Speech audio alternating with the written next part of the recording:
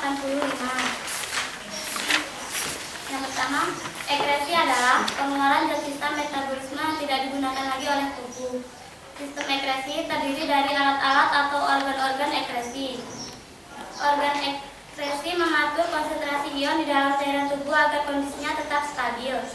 Organ ekresi yang dimiliki oleh manusia dan hewan vertebrata terdiri dari ginjal, kulit, paru-paru, dan hati. Yang pertama yang A, kebutuhan air dan ion di dalam tubuh. Air sangat diperlukan bagi kelangsungan hidup karena salah satu fungsinya ialah sebagai pelarut senyawa-senyawa termasuk ion-ion. Di dalam tubuh harus ada keseimbangan antara air yang masuk dan keluar tubuh agar proses metabolisme yang terjadi tetap dapat berlangsung. Makhluk hidup yang cairan tubuhnya tidak isonatik dengan lingkungan luar disebut osmoregulator, contohnya ikan. Yang B, sistem ekresi pada manusia. Yang pertama ginjal. Ginjal merupakan alat ekresi utama pada manusia. Tipe ginjal. Tipe ginjal itu ada 3, yaitu tipe pronefros dan tipe mesonefros, tipe metanefros. Tipe pronefros merupakan tipe pronefros ginjal ini. Tipe ini muncul pertama kali pada saat embrio. Bentuknya bersegmen dan tidak terletak jauh ke arah rongga tubuh atau selom. Setiap unit memiliki satu nefrostoma atau lubang tempat mengeluarkan sisa-sisa metabolisme yang bermuara ke arah selom, tidak memiliki glomerulus. Yang kedua, tipe mesonefros. Ginjal tipe ini berkembang secara segmental di tengah rongga tubuh atau selom. Ekresi dilakukan oleh glomerulus. Pada ikan dan amfibi, ginjal ini berfungsi terus sampai dewasa. Sedangkan pada reptilia, burung, dan mamalia, ginjal ini timbul setelah pronefros dan berfungsi hanya selama fase embrio. Kemudian dia menghilang. Yang ketiga, tipe metanefros. Ginjal tipe ini tidak bersegmen, tidak memiliki nefrostema, dan jumlah glomerulusnya banyak. Ginjal ini dimiliki hewan reptilia, burung, dan manusia, termasuk manusia, dan berfungsi terus-menerus selama hewan-hewan tersebut hidup. 3 macam, ya. Ada yang apa tadi? Pronefros, metanefros. Nah, yang perlu kita tekankan di sini perbedaan dari 3 jenis ginjal ini, ya. Nah, kalau yang pertama tadi pronefros. Pronefros tadi apa sih ininya? Perbedaannya dengan metanefros dan mesonefros. Kalau metanefros itu bentuknya bersegmen. Yang pro dulu. Bentuknya bersegmen dan terletak jauh ke arah rongga tubuh atau selom. Setiap unitnya memiliki satu nefrostema atau lubang tempat mengeluarkan sisa-sisa metabolisme. Yang pronefros. Ya, yang meso. Apalagi ininya perbedaannya pronefros dengan mesonefros dan metanefros. Apalagi tidak memiliki apa? Ya, nah itu yang paling jelas pada pronefros. Jadi ciri-ciri pronefros itu tidak ada glomerulus, ya. Nah, terus yang kedua mesonefros. Ciri utama mesonefros membedakannya dengan pronefros dan metanefros. Apalagi? Dia berkembang secara segmental di tengah rongga tubuh atau selom. Ekresinya dilakukan oleh glomerulus, sedangkan kalau yang kedua tadi tidak memiliki glomerulus. Dilakukan oleh glomerulus. Terus apa yang merupakan cirinya membedakan dengan pronefros dan metanefros?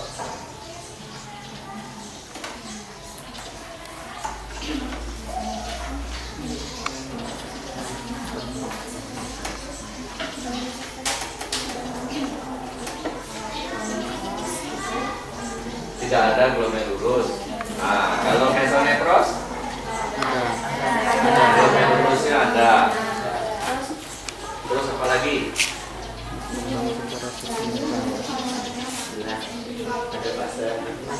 Nggak ada pada masa embrio. Nah, Terus yang ketiga, yang terakhir, metanefros. Tidak bersegmen, tidak memiliki tema dan jumlah penulisnya banyak daripada yang metanefros. Jadi glomerulusnya yang lebih banyak daripada metanefros. Nah, jadi sekarang kita bisa menarik kesimpulan tentang perbedaan tiga macam tipe ginjal itu ya, glomerulus, metanefros, dan metanefros. Sekarang silakan kita lanjutkan. Yang B, struktur ginjal.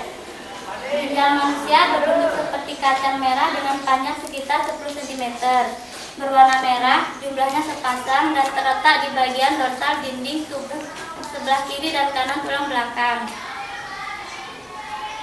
Potongan melintang ginjal memperlihatkan tiga daerah utama, yaitu korteks atau bagian luar, medula atau bagian sumsum ginjal, dan pelvis renalis atau rongga ginjal. Nefron adalah satuan struktural dan fungsional terkecil pada ginjal. Setiap nefron terdiri atas badan Malpighi dan saluran panjang berbelit yang disebut saluran nefron. Pada bagian Malpighi terdapat kapsul Bowman yang bentuknya seperti mangkuk. Kapsul Bowman tersebut membungkus glomerulus yang merupakan jaringan pembuluh kapiler. Dari kapsul Bowman keluar saluran yang panjang berbelit. Saluran panjang tersebut dibedakan atas 3 segmen, yaitu pembuluh atau tubulus, proksimal, lengkung Henle, dan pembuluh distal. Pembuluh proksimal menuju ke segmen panjang berdinding tipis, yaitu lengkung Henle. Selanjutnya, pembuluh proksimal berkelok-kelok lagi disebut kelokan kedua atau pembuluh distal yang bersambung dengan pembuluh pengepul atau pembuluh kolekta yang berjalan melintasi korteks dan medula untuk bermuara pada rongga ginjal. Dari rongga ginjal keluar saluran ureter yang bermuara pada kandung kemih atau vasikula urinaria. Fungsi kandung kemih adalah sebagai tempat penampungan sementara urin atau air seni. Sebelum keluar tubuh dari kandung kemih menuju luar tubuh, urin melewati saluran yang disebut uretra. Selanjutnya air seni keluar melalui lubang seni. Yang C, pembentukan urin. Pembentukan urin. Ya. Jadi pada ginjal itu ada bagian-bagian yang perlu kita ingat. Pertama, medula. Medula ini disebut juga apa? Sumsum ginjal. Ya, sumsum ginjal. Sudah itu kemudian ada korteks bagian luar dan pelvis. Nah, ini 3 bagian penting dari ginjal. Nah, kemudian pada organ ginjal itu ada istilah nefron. Siapa yang kira-kira satuan struktural? Artinya apa tuh? Satuan struktural. Bagian-bagian. Struktural, bagian-bagian penyusun ya, penyusun ginjal. Nah, kalau satuan fungsional Dari bagian ginjal yang menjalankan fungsi ginjal. Jadi unit terkecil yang menjalankan fungsi ginjal secara struktural dan fungsional. Nah, itu disebut sebagai nefron. Nah, jadi kalau kita lihat di torso ini yang disebut ginjal ini bagian yang ini ya. Ini namanya ginjal. Besarnya hampir kira-kira berapa? 10 cm. Nah, kalau kan kita sering mengeluhkan sakit di bagian perut ya. Nah, kalau kita pengen tahu Kalau orang kehilangan ginjal satu itu kenapa dia nggak bisa bekerja berat-berat? kenapa nggak bisa bekerja berat-berat? tersebut sudah tidak bekerja dengan baik. Jadinya dia tidak bisa hidup, tapi tidak boleh bekerja dengan keras. Ya kenapa? Tidak seperti yang semula yang masih normal. Ya, kenapa nggak boleh kerja berat? pertanyaannya kan di situ kan. Kenapa kok nggak bisa kerja berat? Kan ginjalnya yang sakit belum tentu ya, belum tentu.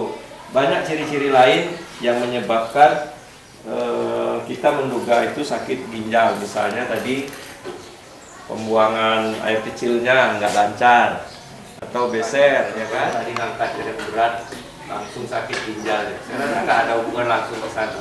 Sebut kerja berat di sini kerja yang membutuhkan banyak energi.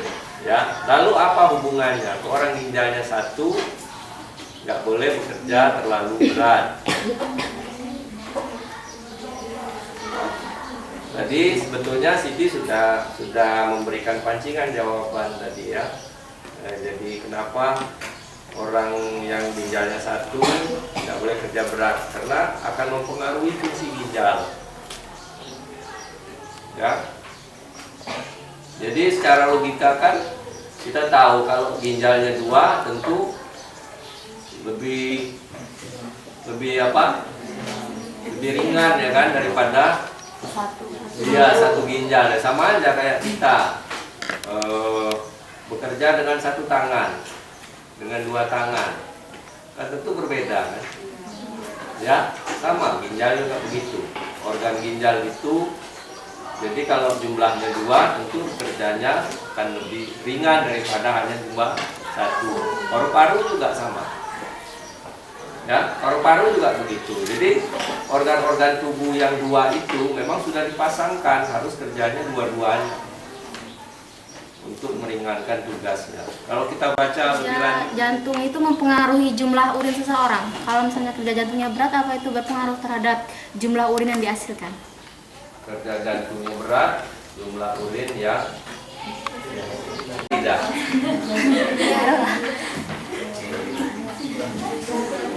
Kerja jantung itu mempengaruhi produksi urin. Produksi urin. Karena Kenapa? seperti yang kita tahu, jantung itu kan organ utama dalam peredaran darah. Jelas saja mempengaruhi semua organ yang ada dalam tubuh. Iya. Darah yang dihasilkan jantung itu mengalir ke seluruh tubuh, termasuk ke ginjal, karena yang disaring dalam ginjal itu dalam bentuk darah. Jadi urin yang dihasilkan juga berpengaruh dengan kerja jantungnya. Urin yang dihasilkan juga berpengaruh. Begitu Pak, kerja jantungnya mempengaruhi kerja Hasil urin terpengaruh oleh kerja jantung. Nah, tapi itu baru pernyataan kesimpulannya. Kesimpulannya kalau Makin cepat kerja jantung gimana urinnya? urinnya semakin banyak, tergantung ginjalnya sih Pak, ada berapa gitu.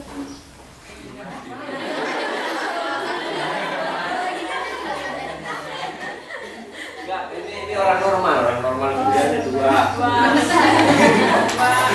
Kalau jantungnya kerjanya cepat, urin yang dihasilkan juga misalnya jantungnya normal, urinnya juga yang dihasilkan normal.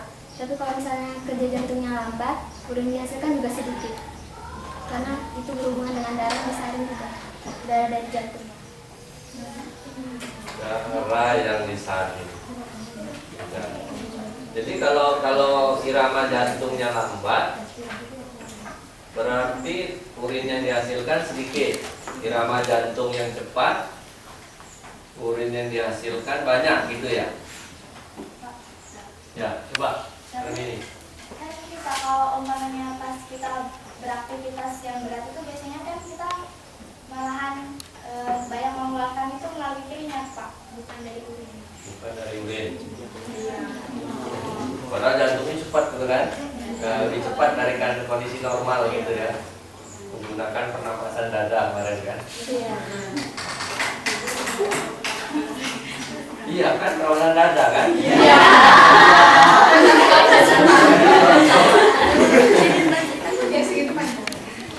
Ya, jangan dijelas panjang kayak kemarin lagi, susah. Jadi ini ada pernyataan baru nih. Jadi tadi kalau orang misalnya berolahraga, orang berolahraga itu kan jantungnya pasti lebih cepat, ya kan? Pemompa darahnya lebih cepat. Nah, tapi ternyata urin yang dikeluarkan lebih sedikit. Malah mungkin nggak mengeluarkan urin ya. Seorang karena urin itu kan ini apa namanya, ketika jantung kita cepat itu kan nggak menghasilkan urin. Atau tadi atlet yang kondisi jantungnya cepat tidak memproduksi urin malah, ya. Atau jantung yang lambat, kondisi jantung yang lambat gimana? Misalnya kalau kita perlu lanjutkan lagi ke pembentukan urin, silakan. Oke, pembentukan urin, penyaringan atau filtrasi. Proses penyaringan darah terjadi pada kapiler glomerulus, yaitu kapiler darah yang bergelung-gelung di dalam kapsul Bowman.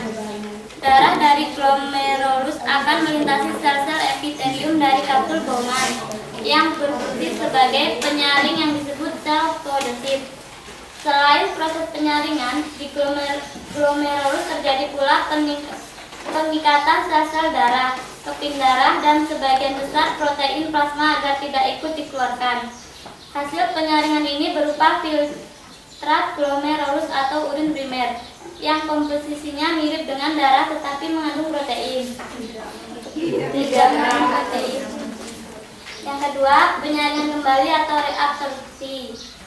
Urin primer yang merupakan hasil proses penyaringan selanjutnya mengalir ke pembuluh proksimal. Di dalam pembuluh ini terjadi proses penyerapan kembali bahan-bahan yang masih berguna, antara lain glukosa, asam amino, dan sejumlah besar ion-ion anorganik. Proses penyerapan air ini terjadi juga di dalam pembuluh distal, hendla, dan pembuluh pengumpa atau pembuluh yang turun. Selanjutnya, bahan-bahan yang telah diserap kembali Karena kerja dari sel podosit. Jadi dalam glomerulus kan ada sel podosit, ya kan, yang memisahkan antara darah, bagian-bagian darah dan protein dengan air dan molekul yang kecil. Jadi yang bisa melewati sel podosit itu hanya air dan molekul yang kecil. Molekul yang kecil nanti apa ini? Nanti kita bahas, ini panjang juga. Ya, terus molekul yang besar, nanti apa yang termasuk dalam molekul kecil, molekul besar dalam tubuh kita, ya kan? Bisa ini kan nanti. Karena ada contohnya, ini berhubungan dengan penyakit ginjal juga, ya. Nah, sudah itu urin primer. Jadi pertama urin primer dibentuk oleh glomerulus, filtrasi. Sudah itu reabsorpsi. Sudah itu sekresi. Sudah. Nah, jadi ada 3 proses ini yang kemudian akan membentuk urin yang kita keluarkan. Kemudian reabsorpsi terjadi di proximal, sama apa? Pembuluh proximal aja. Reabsorpsi distal. Ini enggak dukung handle enggak? Ya, enggak ya. Sama pengumpul enggak? Enggak. Nah, jadi itu ya. Jadi sekresi, untuk sekresi proksimal dengan pembuluh. Nah, ini proses pembentukannya, ya kan? merupakan alat sekresi utama pada manusia. Di dalam tipe ginjal itu ada 3, yaitu yang satu tipe pronefros, yang kedua tipe mesanefros, dan tipe metanefros. Perbedaan dari tipe pronefros dan mesonefros dan metanefros itu, kalau di pronefros itu muncul pada saat embrio dan bentuknya bersegmen dan letaknya tidak jauh ke arah rongga tubuh selol. Kalau yang mesanefros itu, ginjal ini berkembang secara segmental di tengah rongga. Kalau yang di makronefros itu tidak memiliki glomerulus, kalau mesonefros itu memiliki glomerulus. Sedangkan di metanefros itu glomerulusnya lebih banyak daripada tipe mesanefros. Terus struktur ginjal. Struktur ginjal itu ada 3 bagian, yaitu korteks atau bagian luar, medula atau bagian sumsum ginjal, dan pelvis renalis atau rongga ginjal. Itu pembentukan urin tadi. Prosesnya ada 3, yaitu penyaringan atau filtrasi, penyaringan kembali atau reabsorpsi, dan sekresi yang ketiga. Dan dari presentasi yang dibawakan oleh Siti Apriani ya. Siti Apriani apa Siti Apriani? Iya sama kan. Ya, saya harapkan dari diskusi kita kali ini kalian nanti bisa mengambil poin-poinnya, jadi lebih mengerti tentang ekskresi pada manusia, ya kan? Ginjal ini baru manusia ya. Nah, nanti di halaman selanjutnya kita akan membahas tentang sekresi pada hewan yang lain. Saya rasa cukup. Sekian dulu. Silakan ditutup, Astri. Sekian presentasi dari saya. Saya akhiri. Wassalamualaikum warahmatullahi wabarakatuh.